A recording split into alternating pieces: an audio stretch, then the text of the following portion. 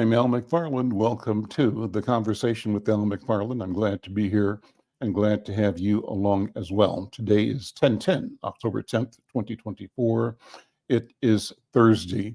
And today, a great program, what I always promise, and that is robust conversation. I'm pleased to have two friends of mine, two leaders in community, to talk about a couple of major topics, and we'll freestyle as well over the next 1 hour or so. You're going to enjoy the conversation.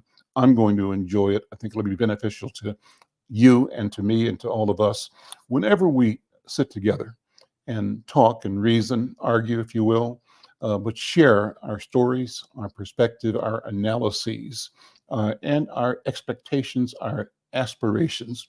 We benefit, we grow individually, we grow as community, as families, and this is a place for us to do growing.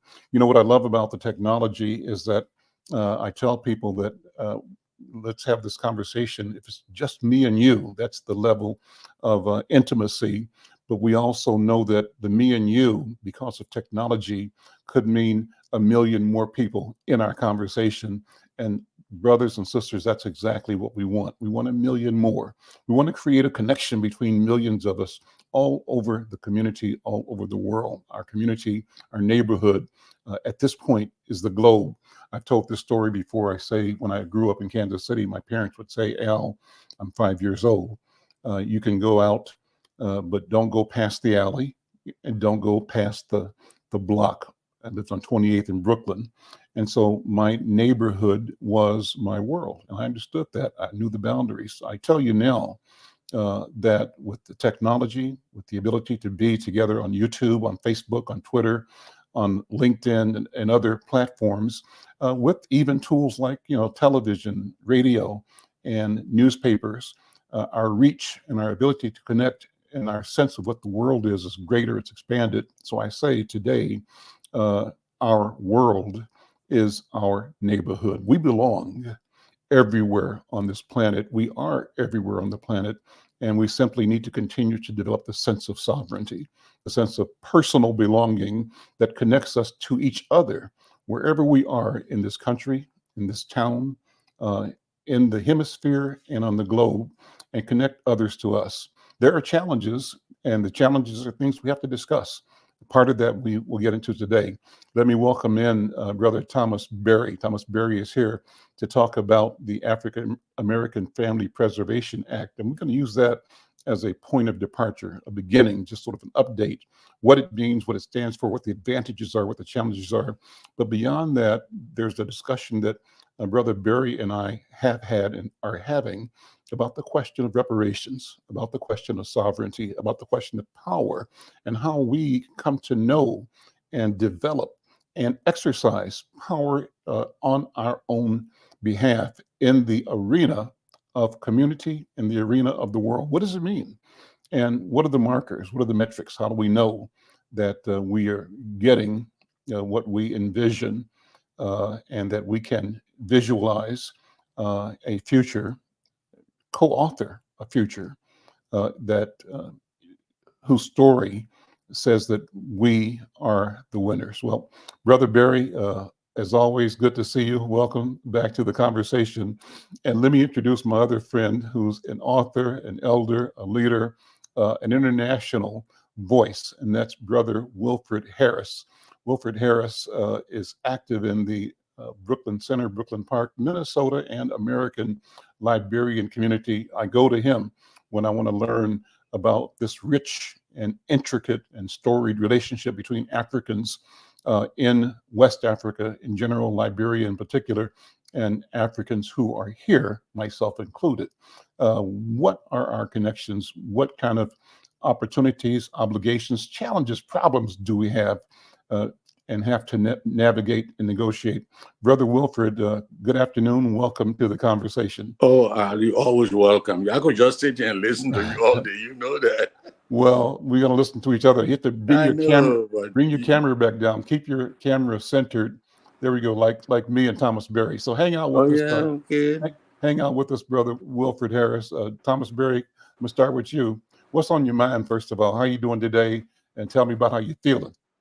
Well, I'm doing well, man. I tell you what's on my mind more so every day is ways to make things better for our community and making sure that we are not only making today great, but we're making tomorrow better for those who are going to inherit it after we're gone. And so my drive every day when I wake up is figuring out a way to make it better, whether it's the African American Family Preservation Act or conversations and trying to push reparations. All of these things are centered around the Black family. So my goal every day is trying to figure out a way to push the Black family forward. Are we perfect? No, I'm not perfect. I made several thousand mistakes in my lifetime, and I'm probably going to make 100,000 more. But at the same time, it doesn't mean that we can't push towards that perfection of better in our family and our community. And so bettering our family and community in light of the family preservation mission, describe that. Talk about the legislation and the activism around family preservation and take it out from there. Well, it started with this sister named Khalees Houston out of Michigan who came and was working over at St. Joe's. You know about St. Joe's is now shut down, and she was working with the youth, and she was finding that there was a lot Hold of it. No. So somebody doesn't know about St. Joe's. So when oh, you mention something, go ahead and take, with no hurry, take your time well, and, okay, you're right, and you're give the backstory on everything. right. So St. Joe's was a place where they would pretty much put African American children and other youth who were having issues with their home. Either it was through the legal system or just because Child Protection Services removed them, they would go to this facility. Sister Khalees Houston, when she was working there, what she noticed at the time that there was a lot of our children, especially from that 55412 zip code that was inside of St. Joseph. She didn't like the treatment of the children. And as the story goes, one day she was in the office and she bumped something, and then a binder hit her upside her head, literally. Mm-hmm. And inside of this binder, she got to reading some of the pertinent information of how much St. Joseph was making off those children coming into the facilities, the discrepancy pieces on the children, and some of the practices. So that birthed the idea of something needs to be done. Fast forward. Before you move on, 55412, that's North Minneapolis. Right now, I'm sitting in 55411, which is south of Lowry Avenue. And Yes, I sir. think 55412 is probably north of Lowry or north of Golden Valley, but it's North Minneapolis. And obviously, it's the heart of the Black community. So go ahead. Heart of the Black community, where all the disparities inside of the Twin Cities pretty much lie. You can find it right there in North Minneapolis. So the sister did what a reasonable Black person would do. She said, "Hey, we got to make some change about it." And so she began this journey of joining a lot of political action groups. She started joining the NAACP. She started joining other the DFL, the African American DFL caucus, and other things, because she wanted to change the legislation to make sure that these discrepancies or these disparities would go away. And so that sister began the journey. So then fast forward, she runs into myself and brother Nick Muhammad. Well, and she was telling us about it at Black Civic Network. And I previously met Khalees. I knew she was a tough cookie. She would argue me down like nobody's business. So I knew she was tough. I knew she was smart, but I knew she was passionate. And the one thing about Khalees is she don't lie. And so if she tells you that it's a problem, it's a problem. And so we started going on this journey with the sister, going down to the Capitol. Originally, it was Rena Moran, former state rep Rena Moran, who's now county commissioner in Ramsey County, Rena Moran, and Jeff Hayden, who were the authors of this bill. And so that first leg for me and brother Nick Muhammad, what we noticed is that our community was not down there fighting on the behalf of these children. Many people did not know about it, not because Khalees wasn't telling the story. It was just that the organizations, that wasn't anyone's focus. They were focusing on mass incarceration. You froze up, Nick. Maybe you have to, there we go, come back. Try now, Nick, or Thomas. Go ahead. So, I called you Nick Thomas. I meant Thomas. Go ahead. I get it. We both get it all the time. Yeah. So they were focusing on mass incarceration. They were focusing on trauma. They was focusing on a lot of things and still do. And so Khalees kept going. Like, she was relentless. Even after Rena Moran moved on to county to become a county commissioner, and brother Jeff Hayden got voted out, she still went back to the Capitol. Bobby Joe Champion, who's also a North Sider and a state senator, he authored it this round, and so did Esther Abaje. And what ended up happening was the Minneapolis NAACP, they got on board, they started supporting. We had a few clergy members. Shout out to Reverend, his name is, I'll come back to his name in a moment. Sure. But it was a couple people who came down and they started supporting, and we started getting some traction. And the bill finally passed, 8 years in the making. It passed this past May. It was one of those bills that was bipartisan in the House. There was no nays. All of the Republicans voted for it, gave an impassionate speech. Republican state rep gave an impassionate speech that was saying that, hey, pretty much you're not a Christian if you don't vote for this bill. And I tell you, it was a tough fight. I mean, I'm telling you guys, I'm giving you the cliff notes, but I will tell you, during this journey, questions was asked. We had to define what an African American was, or what was the definition of Black. People were certainly taking shots because they felt like if this bill passed, that it was going to mess up the sovereignty for the Native American tribes. So they were pushing back against the bill. Right now, Brother McFarlane, one of the things that happened was because of the bill, we have a DFL state rep who passed a bill that now is targeting Black families for the children who are still in cars. And so they're going to start charging the families in Child Protection Service courts with neglect to remove their children, even though they knew this bill was passing. So they're doing everything which way possible to counter us having our families whole. And I will tell you one last piece. A Republican senator, first time we went out, he said something that was moving to me. Senator Abler, he said, I'm watching the Latino communities pack these rooms talking about the legislation for the driver's license, and they're here. And it comes at a time when we're talking about your children, your family, your future. Your community should be having this room packed. I'm telling you, with the numbers and the data, and this is him talking, this is the most important issue in your community. There is no way possible that we only have 10s or 20s of you. This should be filled from corner to corner to talk about your children.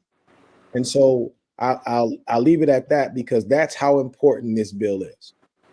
Well, let's go back. Do you happen to have a copy of the bill handy? Can you? You know what? I got one. I got pulled up right here. I can talk pull about it up, yeah, and maybe if there's a summary that describes the bill in the bill's language, share that, because too often our people don't read legislation. I mean, that's technical, jargon to the average person, so the average person won't read it or hear it. But maybe you can use parts of it in this program just so that it's voiced.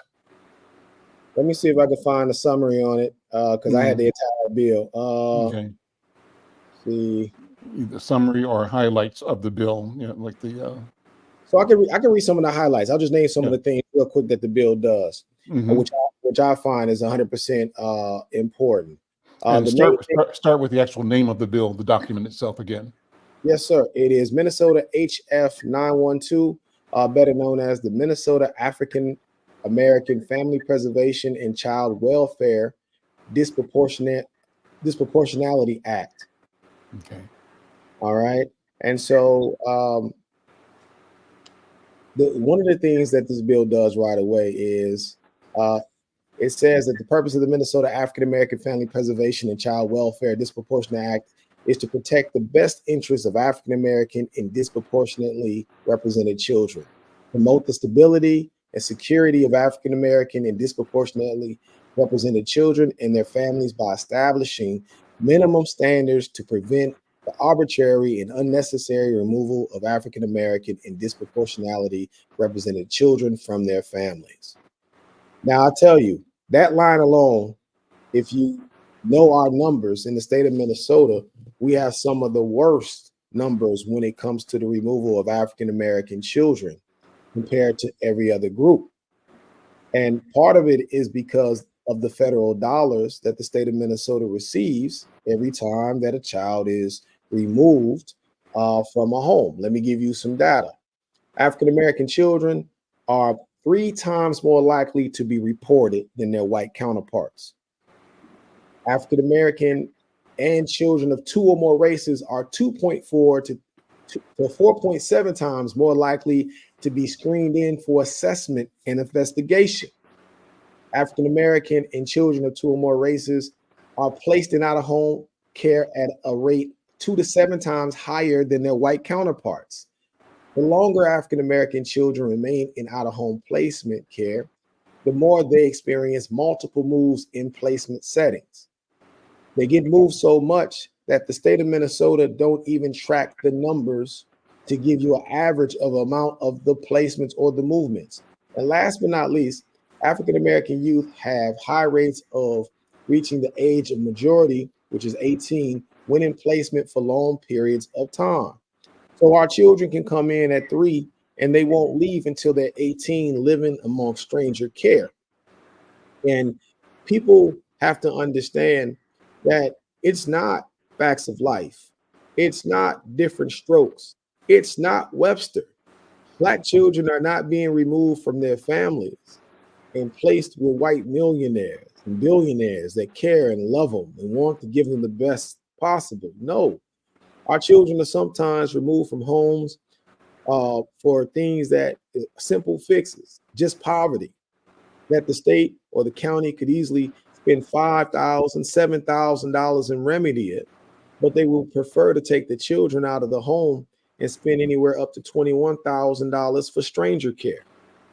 They know with the statistics and the studies that it's better for children to remain in the home, even if they are in a home that may be impoverished. I'll give you another two stats as well. Less than 9% of our children are removed for physical abuse. Less than 2% are removed for sexual abuse. When you add the 9 and the 2 together, you get 11. So that means 89% of our children are removed for a thing called neglect. And neglect is very subjective. Neglect could be, Brother Al and Brother Wilford, that a social worker comes to the home and doesn't like the way that the home is being kept because that social worker has no understanding of African American culture. She doesn't know why the kids are loud. She don't know why the mother is loud. She may not understand, or he may not understand why some of the uncles are out front. They may not understand some of the other customs, how we display affection or we don't display affection based off of our historical trauma with slavery.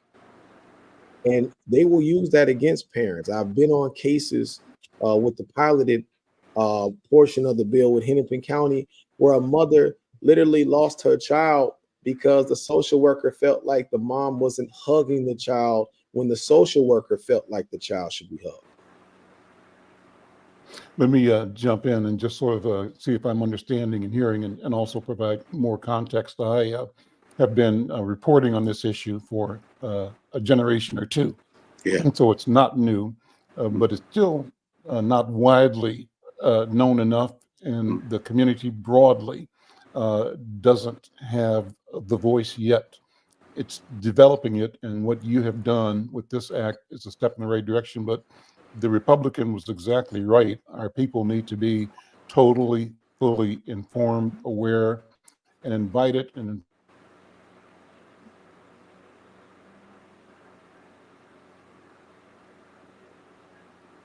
when these questions are on the agenda at the state house or the county or the city government.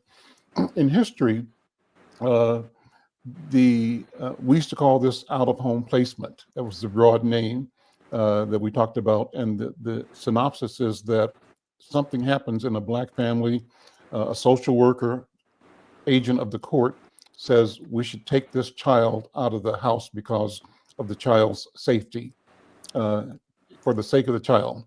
And then what do we do with the child? Well, we put him in a place like St. Joe's, or put them into a process where that child can be in foster care. Who is providing foster care? In Minnesota, in history, the foster care network was typically white. And so much so, and so consistently so, if you stepped back, you would see what you could only describe as a pattern. And the pattern that you describe, you could also define as a business. And the business is that these families have figured out how to augment their income under the guise of being helpful, supporting young people who need care, who the courts have said their homes are not providing them with proper care. Therefore, the court removes that child from the family and places the child in a white home. White people build additions on their houses and grow their net worth, their asset base, because they have funding from the county or the state to support children that they have in foster care. Foster care, in this regard, we have said from the Black community, ends up being a business with our children being the product. It's a new version of slavery by another name. The problem is complicated because we and the Native Americans have fought this idea that white supremacy described itself as able to rescue Black children and brown children from their culture.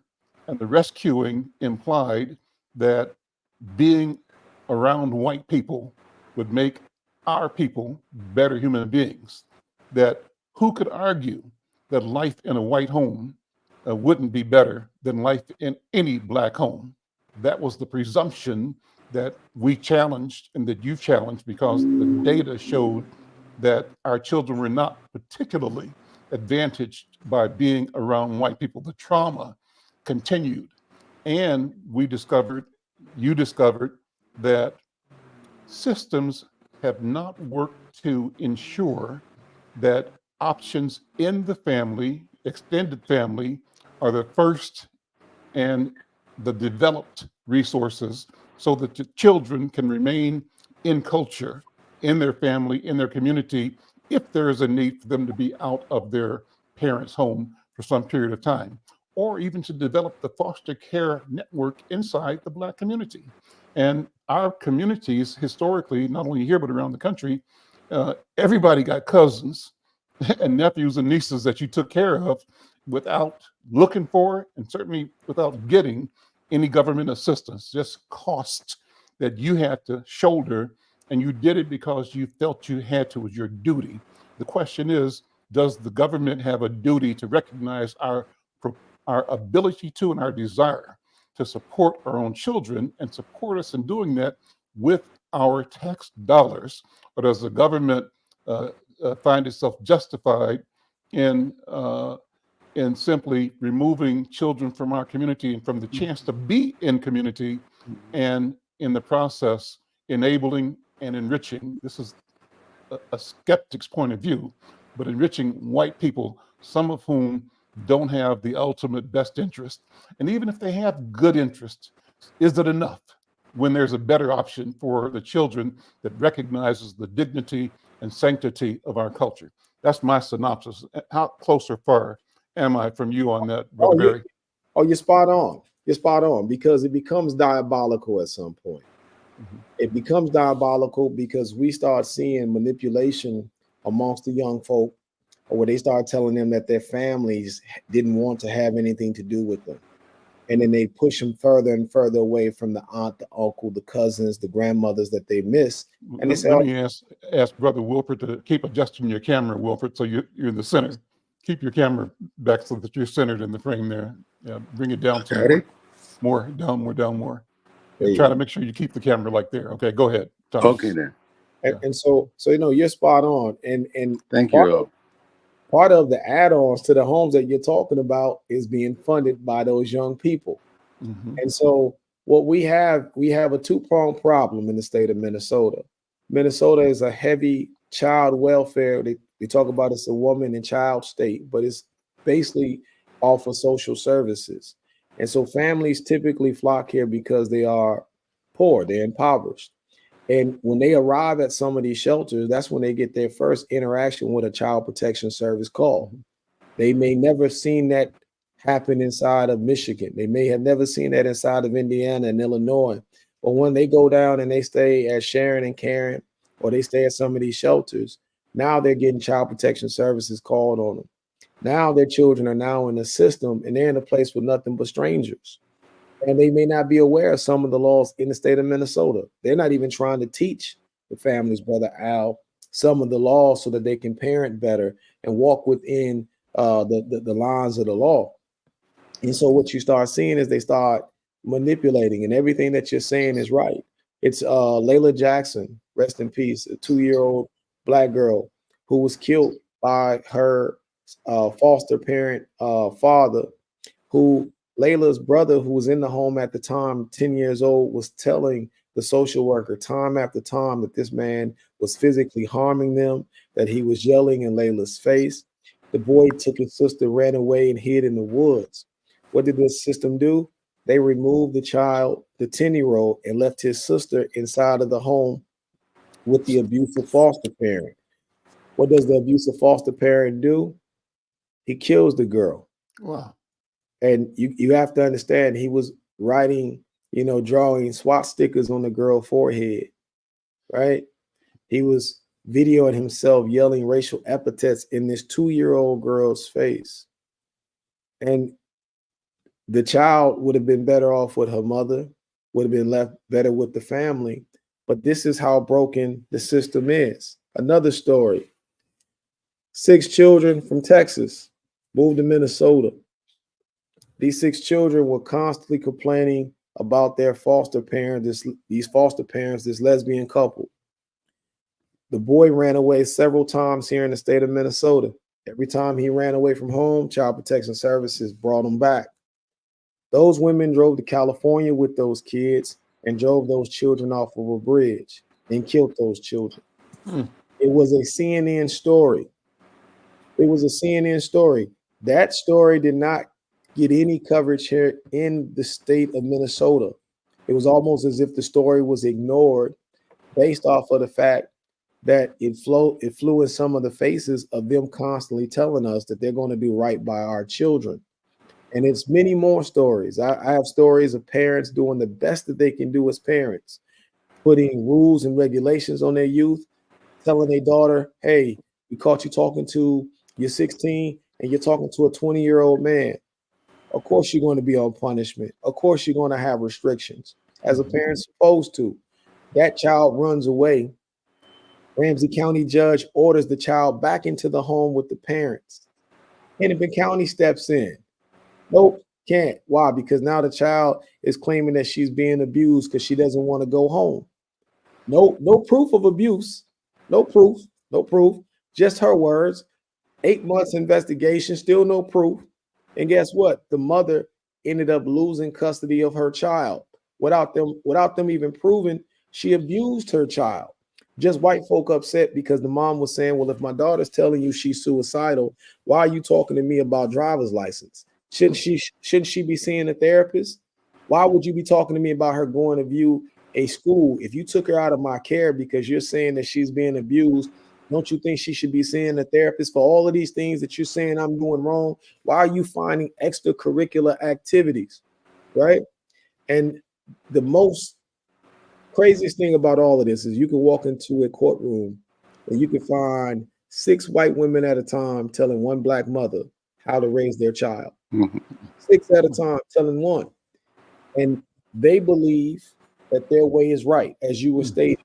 And everything about our culture, our customs of accountability, our customs of do for self, all of these things that's ingratiated into us that we feel like what makes us great Americans, right? Law-abiding Americans. Child Protection Services with the out-of-home placement and the fear that they have placed into Black parents in the Twin Cities. They are the reason behind the Kia boys that they are complaining about so much. 70% of the children who are sitting inside of these juvenile detention centers have been placed in a how to home placement. They are a product of child protection services. What did you call them? What kind of boys? The Kia boys. That's what they call. Kia boys. Okay, I didn't know that's the language, right? Yeah, that's And what they call. explain that. Explain that. Take a minute. So, and it's a phenomenon that's happened around the country. Young boys have learned from the ages of 10 all the way up to 16, have learned how to break into Kias and steal them. Inside of the Twin Cities, we've had a plethora of car jackings that have taken place. Some of these kids have had guns on them. Some of these kids have died in the process of stealing these cars from joyriding. We had just last month where a few of the children got shot by a car owner who was going back to retrieve his retrieve his car. But this is all tied in. The public safety conversation that we're having, this is all tied into child protection services because of that decay that's always, I've been in Minnesota since the 90s. When I moved to Minnesota as a teenager, this is the first place that I've ever heard teenagers talking about calling the system on their parents. Back where I'm from, you can't call anyone on your parent if you're wrong. You might can call your grandmother to get your mother off of you, or call your grandfather to get your father off of you, but you didn't call the system. Minnesota insists on being the ipso facto parent. And anytime things go wrong in our community, we yell the parents need to get the kids. Well, what the African American Family Preservation Act is trying to do is to say we not only want the parents to get their kids, but we want them to be able to retain the rights to be parents or keep the children in the family if anything goes awry. It's a part of the bill called active efforts. Active efforts mean that we have so many transient people who move here that yes, you should call Kansas City to see if the grandmother wants to take care of the children. Yes, you should call Chicago to see if the uncle may want to be able to take in the nephew. Yes, you should be able to call Gary, Indiana to see if there's a cousin that may want to take on the twins. But you have to make a concerted effort and you have to show. And that's different than what it was in the past, right? Because they never wanted, and it's a big push. Ramsey County right now is struggling with the idea of how do we make active efforts, which shows that they weren't making an effort to reunify the children and the parents to begin with, even though that was previous state law. Let's talk about that some more too. And you mentioned there was a tiff between the Native American and the Black community, but the Native American question with being taken out of homes and out of culture is fascinating, and it's a variation on our experience. The variation due to the fact that they are indigenous here, and the culture as a part of its conquest, as a part of its imperial movement, publicly derided and devalued the Indian culture, the Indian or the Native or the indigenous culture and families. And as this country expanded, they documented removal of children from their homes and putting them in boarding schools in Minnesota, the Dakotas, in Canada. And now it's coming to light that there are unmarked graves of where boarding schools, basically allowed to die or killed children, right? And where the society turned a blind eye and didn't investigate, didn't evaluate, nobody was held accountable. But the society structure itself was one that enabled individuals and institutions acting under the cover of whatever they want to call it, civilization. And they would say things like, we want to take the savage out of the, you heard that, what was that phrase? I can't remember. It was some phrase that said, we want to kill the Indian and let the white person emerge out of an Indian body, something like that. Do you know the phrase? You know that phrase? I'm familiar with the terminology. I forget the phrase, but it was something like that. They wanted to wash out the native in them, wash out the savage, and raise the white man, raise them up to be white men. And so that's their experience, and they've got documentation and pain and trauma, no less significant than our trauma. as products of the transatlantic slave trade, Yeah. and a massive attempt to deny and destroy our sense of being even human beings. Yes. Uh, and so, when you sit back, Brother Barry, Brother Harris, and question, why should we listen to anything they have to say? Because what they have done tells us who they are and what they really think and what they believe.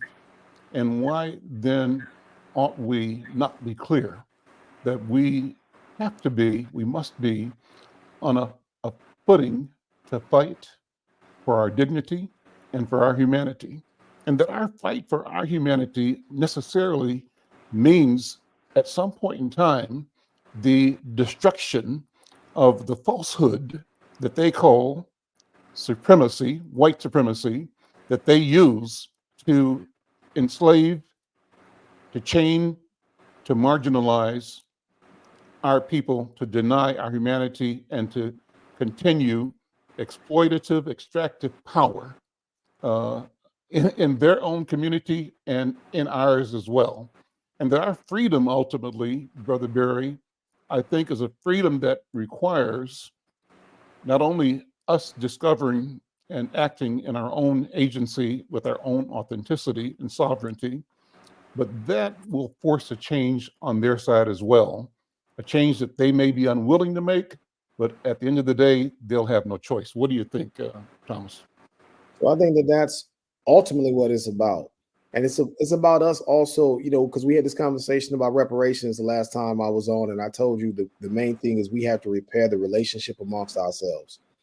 When you have a community that have their children being targeted, we can't be too distracted to where we don't fight for our children. I've been in rooms with people clapping about all kinds of things. I just saw Jacob Fry win a $2,400 date at the Urban League.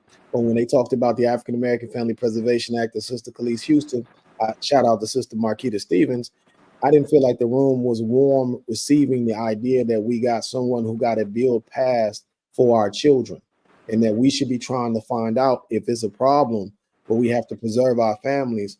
What's that about? And I want to be clear, because I don't believe that it's all of the native tribes. I don't.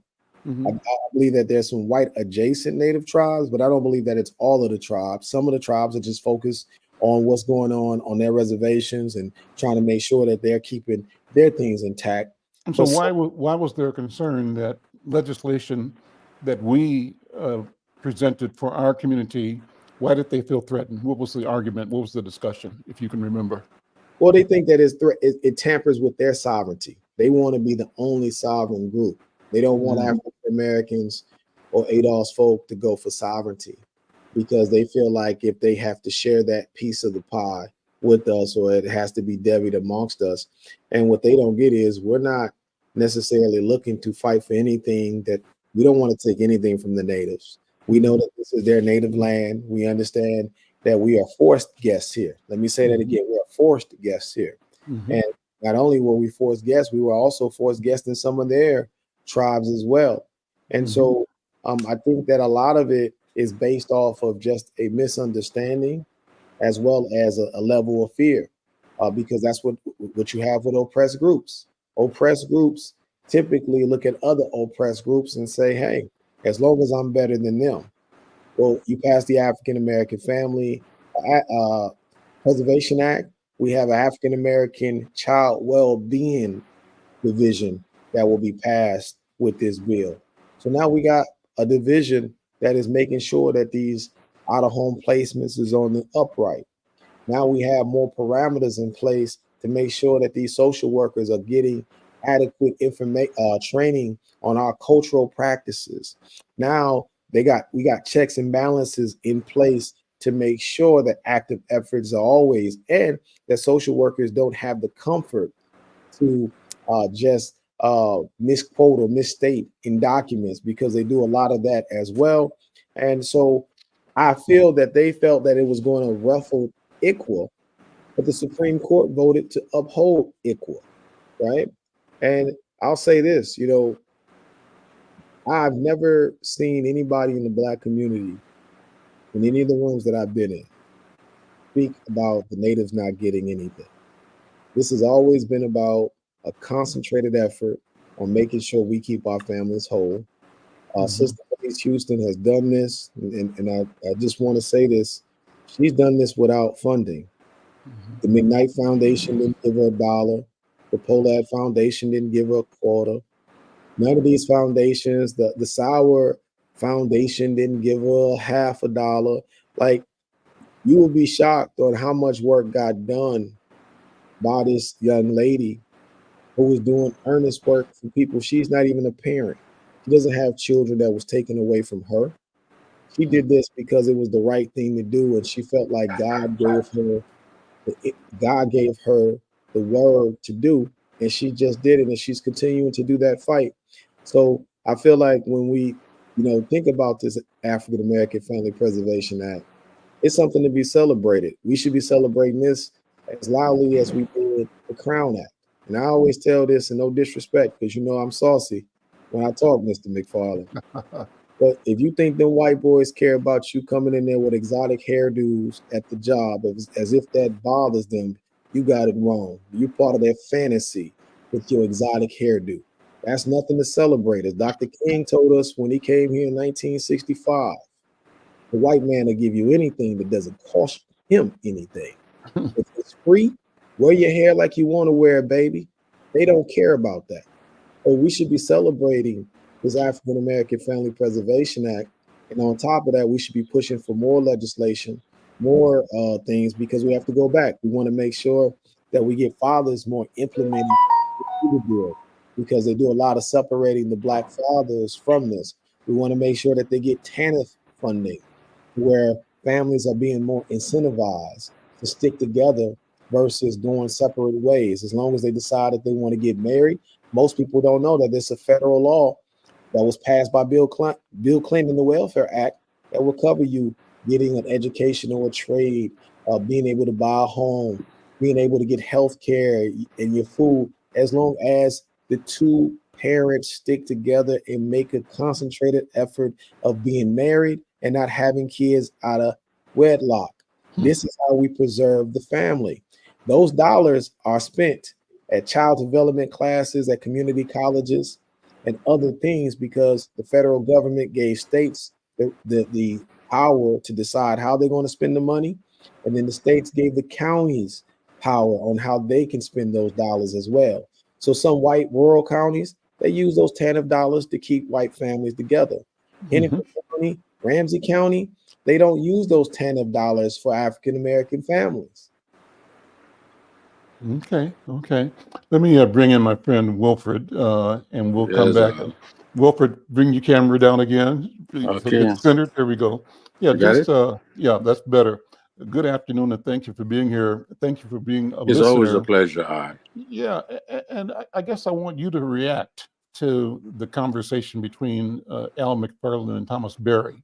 We're discussing what we both would say is a critical issue in the legacy African American community. He used the term, and I did as well, ADOS, and that's American Descendants of Slavery, right, Thomas? American Descendants of Slavery. How does that description fall on Liberian ears? What in the discussion that we've had so far about family preservation resonates, if any, with your experience as a Liberian American, and how, in your mind, does the Liberian community connect with, relate to, respond to the things that we have described? I raise the question because too often, I believe, our country has been expert in the politics of divide and conquer, and when it has invited our sisters, brothers, cousins from other countries to here, part of the invitation included an instruction. The instruction is stay away from the Black Americans because they have all kinds of bad things about them, and you don't want to be tainted. In fact, I tell this, and I'm still mad. I was talking to a Somali brother at a sort of a classroom over in the community from Augsburg College, I think. I was a presenter, he was a presenter. He said, well, and we're both talking to a bunch of white kids in a school about urban, and cultural and ethnic, et cetera. And he says, well, we tell our kids, we don't let our kids play basketball. We want them to play soccer. And it's because basketball, we associate it with Black Americans. Soccer, we associate with white Americans. We think our kids are better off being around white people. We've been told to stay away from you Black people. So that's kind of the in-house instruction. Let me put another angle on that. As you know, Wilfred, my father is from Cuba and came here from Jamaica and came with an accent that was noticeable, either be Spanish sometimes or certainly British Jamaican accent. And as a child, I grew up in Kansas City, recognizing how my father was treated differently and how he understood that he would be treated differently simply by virtue of his not being born in the USA, an African American, though his roots are enslavement like everybody else who's Black in the Western Hemisphere, by and large. So, Wilfred, what do you think when you hear this conversation, and how does well, we might have lost him. He'll come back. But Thomas, you jump in. You build on that. Well, I think that because we got a big West African population here, Liberians, Nigerians, and I will tell you that they're in the system as well, and they're facing the same thing that we're facing. Just like your father having. Yeah. Okay, he's back. Brother Barry, come on back and put your camera down. Camera. I keep sitting here and looking at your name, Barry. Mm-hmm. Oh, a lot of my relatives were called Barry. Mm-hmm. Bossy Barry, James Barry, this Barry. I'm from Liberia. Right up. Bring your camera down, Wilfred. I'm from Liberia. There we go. Go ahead. In 1820s, it was decided that somebody went and read the Bible and said, it is stated that a slave will one day rule the master. So there was a Speaker of the House from Kentucky called Henry Clay, the brother of the man they called Cassius Clay. He was a very powerful man. He went to James Monroe and he said, you got to get a slave out of here. Where do we find this place? And he taught about just getting them and letting them go. So a man called Thomas Jefferson was the first secretary, second vice president, third president. He decided to put a package together with Clay and form the American Colonization Society. Because Britain had a colony, France had a colony, they needed a colony. But there was a man called Frederick Douglass. We have to stand up. Frederick Douglass stood up and he told Abraham Lincoln, he said, he said, colonization and slavery that is set a twin from two mothers. Or my dead body would Liberia be a colony. The Colonization Society is still collecting money, but Liberia was never colonized. And if African Americans don't believe this, they need to hook up with Africa, especially Liberia. Let us stand up for each other. Now we are talking about wars in the Middle East and whereas in Europe. Do you know how many wars are in Africa today? You hardly hear it. Because why? Because we are not there holding on to each other. The program you're talking about, I never heard about it. If I heard about it, my brother, I will tell you. I'll be your foot soldier. So as we leave from here, let's exchange information. Okay. And we will work together. You see, there are two things you're talking about foster care. There are two things that determine the makeup of an entity. Let's just say a man, the genotype and the phenotype. What is the genotype? The genetic makeup. I looks like that because his grandfather looked like that. His father looked like that. I look like this for the same reason. But if you look at Al, I have these things in his ears. His grandfather never had it in the ear. His father never had it. That's the phenotype, the environment. So when you take a little black boy, a little black girl, and send that child to live with a Caucasian or somebody who's different, the environment will groom that person into the person that is different from the mothers and fathers, the brothers and sisters, and the rest of the family. So that's how they break our back. You know, and the thing is, Bob Marley said, he said, every time you plant a seed, they say kill it before it grows. You are nothing when your seed cannot grow. So we in the Liberian communities, in the Liberian community, we are very resilient people. It so happened that over the years, this is the leader. Yes, I was on KMOJ. I was at Lucille Kitchen all the time. Paul Wellstone was like a brother to me. Paul David Wellstone. But now we are gone down, but we shall rise. You know why? A powerful woman in Brooklyn Park, Brooklyn Center called me and said, I want for you to run for city office. And I considered it, I was happy. My wife said, no, you're not. Start your own company. I started a company. I called. There's a pastor in this town. You guys need to know him. Yes, Pastor Tabla. In fact, right now, I think he's raising, I think, $240 million to start another phase of his church. Even in Africa, all around the world, literally. We have to come together. Now I started Safeguard Minnesota. Save, S-A-F-E, guard, Minnesota. How did I get that name? I called Tabla. I said, Pastor Tabla, they want for me to go into politics. But my wife said if I dare, she would put water in my nose while I'm sleeping at night. You know, she's a good joke a lot. And I started it. He said, but do me a favor. I said, what? He said, I want for you to do two things for me. I said, what? He said, let me name the organization and let me be on your board. 2-3 days later, he called and he said, whatever name you gave the organization, let the word Safeguard be in it. My wife and myself formal until we came up with Safeguard. That night, they came on the 5 o'clock news that the governor had appointed somebody, commissioner of safety. That's one prong of our business. A day later, the governor appointed somebody in charge of equity. So that's what we do, safety and equity. You talk about taking our children and giving them to people who are completely different from them genetically. They're not being in a safe environment. We promote safety, equity, and then we are against violence and inequity. Now you talk about reparation.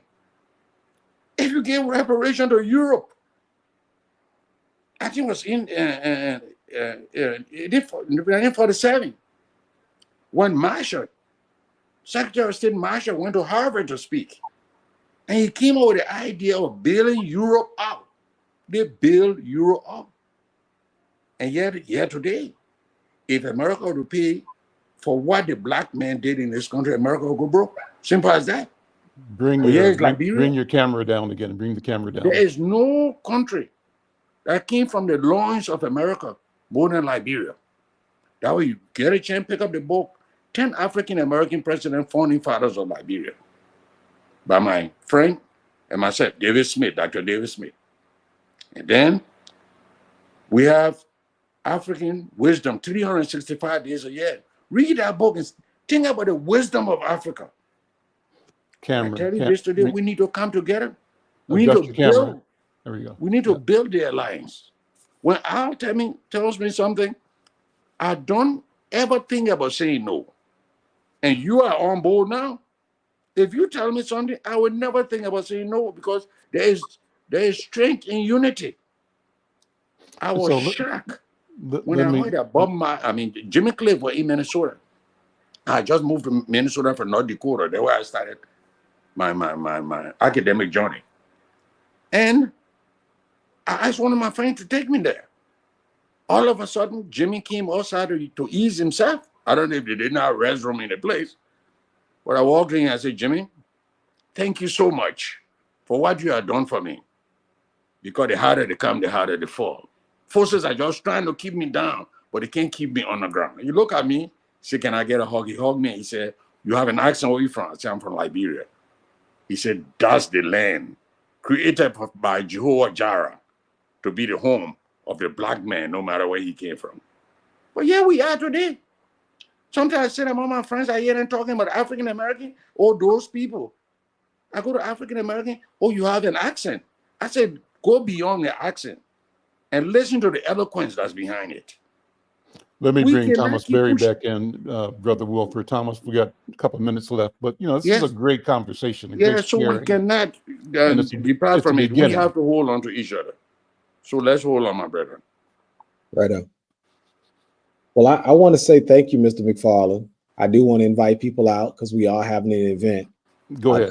There. We're doing an event on October 18th at the Urban League from 6 p.m. to 8 p.m. That is 2100 Plymouth Avenue North, Minneapolis. Yeah, I remember that. Room. It's going to be a discussion about the African American Family Preservation Act. Rena Moran is going to be on the panel. Angela Connolly, Esther Abaje, and Sister Khalees Houston will moderate. And they'll be feeding folks. It's free, but we'll be explaining this bill, and we'll be talking about why people need to organize and still vote. What do we need to get out of this vote? And can we take the African American Family Preservation Act and turn it into a national bill? His Yes. Walt signed it into law, and he'll be a vice presidential. He'll be a vice presidential hopeful. We believe that he'll win. So if they get in, we're hoping that they turn this into a national law. Let me ask you in the last few minutes here what your expectations and hopes are for the election coming up next month. My expectations are simple. I'm expecting the American people to do the right thing. Donald Trump is the TV show. He's not a real politician, and we saw that in the debate with Kamala. You see what's the difference when a politician goes up against an acting politician. He couldn't talk about policy. He couldn't even talk about the policy that he did well. And I'm hoping that America chooses the right thing. The tricky thing about this country is because of Barack Obama and moving forward those 10 paces, America's a very stubborn girl. Every time we go 10 steps forward on race, we go 5 steps backwards and we find a Donald Trump. So now we need to move 10 more paces forward, and then we need to get the Donald Trumps of the world out of our system. What is the date for the event at the Urban League? Date and time again? It's October 18th from 6 p.m. to 8 p.m. That's Friday, October 18th. Hopefully, I'd love to have maybe several people from that event on the program next week. Maybe you can arrange for somebody to be with me on Tuesday for a few minutes, somebody on Wednesday of next week, somebody on Thursday, so that we keep this idea in front of our people, because it's an important conversation, important event. And then, anytime that our people are convening, we need to elevate that. That's what our goal is. That's our mission as Inside News and McFarlane Media. Brother Wilford, thank you for your comments. I want to just reemphasize that we're simply beginning a process basis, sharing, commenting, giving feedback. Thomas Berry, you'll be with me regularly as well. People love your voice, love your analysis. We get a lot of good feedback whenever you're here, Thomas Berry. So make sure that you share this out to your networks and across your platforms. We want to generate that connectivity in our people. Well, with that, I want to thank both of you, Wilford Harris. Thank you, Thomas Berry. I'm Al McFarlane. This is The Conversation with Al McFarlane. We'll see you again tomorrow. Take care. Thank you so much, Al. May God richly bless you. Bye-bye. Okay, sir.